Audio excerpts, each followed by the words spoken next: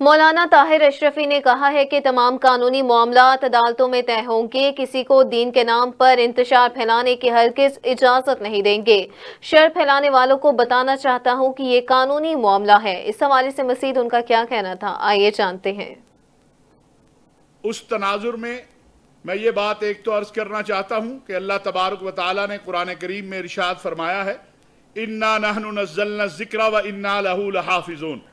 हमने ही इस कुरान को उतारा है और हम ही इस कुरान की हिफाजत करेंगे।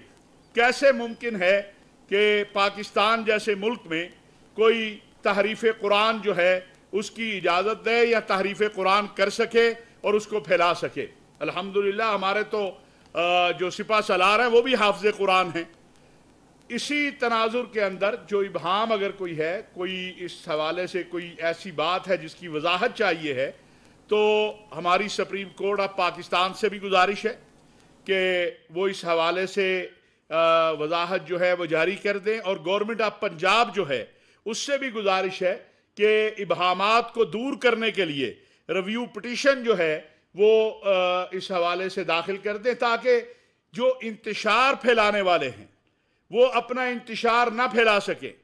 हम किसी को भी ये बात की इजाज़त नहीं दे सकते कि वो रसूलुल्लाह सल्लल्लाहु अलैहि वसल्लम का नाम लेकर या मुक़द्दसात का नाम लेकर पाकिस्तान के अंदर ऐसा माहौल पैदा करने की कोशिश करे कि जिससे खुदा न खास्ता इंतशार की कैफियत पैदा हो। उस तनाजुर में